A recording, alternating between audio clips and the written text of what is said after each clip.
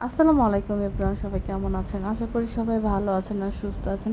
তো আপনাদের জন্য নতুন আরেকটা ভিডিও নিয়ে চলে আসলাম। তো এখানে এই যে বলেছিলাম না কতদিন আগে আমার ভাইয়ের বিয়ে হয়েছে, তো ভাইয়ের বিয়ের হলুদের একটা ব্লগ নিয়ে এসেছি। তো এখানে এই যে আব্বু আম্মু একটু একসাথে ছবি তোলো, তো আম্মু কান্না করতেছে। তো আম্মুর এখানে কান্না করার কারণ আছে, কারণ আমার নানু গত বছর মারা গিয়েছে। তো আমার নানুর খুব শখ ছিল আম্মু মানে আমার ভাইয়ের বিয়েটা খাবে। তো এর জন্য আর আমার ভাইয়ের বিয়েতে নেই দেখে আম্মুর একটু মন খারাপ, আর এদিকটা আম্মুর শরীরও খারাপ। তো আম্মুর শরীর অনেক অসুস্থ ছিল, কিন্তু আমাদের বলে নাই যে তার শরীর এত খারাপ। তো এখানে এই যে ঘোরাঘুরি করছি সবাই, ছবি তোলা হচ্ছে। আর এখানে যে আমার বোনরা ভাইরা সবাই ছিল। তো যাই হোক, সবাই আমরা কাছাকাছি একরকম ড্রেস পরারই চেষ্টা করেছি। আর এই তো এই যে এখানে সবাই সবার মতো ছবি তুলছে। আর আসলে বিয়ের ব্লগটা আর দেওয়া হয়নি। আর বৌভাতে তো মনই খারাপ ছিল, কারণ সবচেয়ে একটা আজব ঘটনা ঘটেছে না, অদ্ভুত ঘটনা আসলে বলতে পারবো না। কারণ যেদিন আমরা বরযাত্রীতে যাই সেদিনই আমার শাশুড়ি মারা যায়। তো সবাই ইন্না লিল্লাহি ওয়া ইন্না ইলাইহি রাজিউন বলবেন। তো এটা আসলে ফেব্রুয়ারি মাসে আমার শাশুড়ি মারা যায়, মানে আমার ভাইয়ের বিয়ের দিন। তো আমরা গাড়িতে থাকি, তখন খবর পাই যে সে ইন্তেকাল করেছে। আর আমরা তখন সিরাজগঞ্জ ছিলাম। তো আমি আর বিয়েতে অ্যাটেন্ড করা হয়নি। সিরাজগঞ্জে নেমে একটু আমার ভাইয়ের বউকে দেখে আমি ব্যাক করে ফেলি।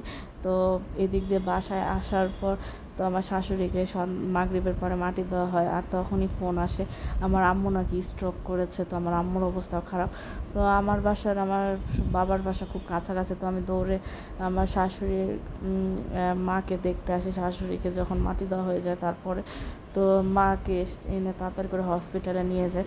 আর এদিক দিয়ে আমার ভাইও চলে আসে। তো আমার ভাই বউকে বাসায় পাঠিয়ে দিয়ে রাস্তা থেকেই হসপিটালে নেমে যায়।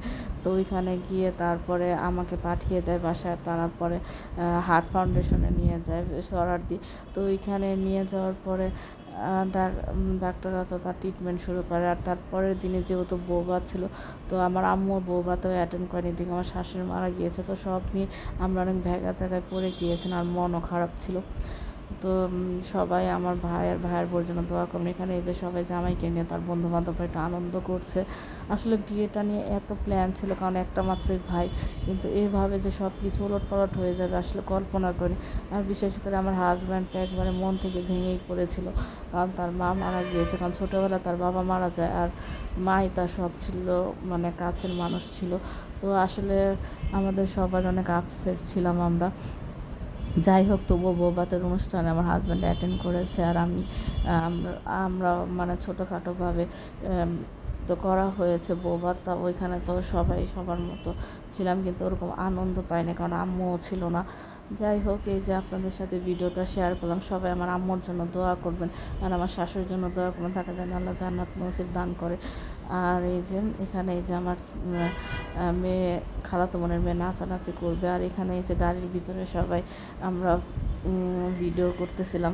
আসলে আমরা তখন বরযাত্রীতে যাচ্ছিলাম, আমি জানিও না একটু পরে ফোন আসবে যে আমার শাশুড়ি মারা গিয়েছে। তো ভিডিওটা এই পর্যন্ত।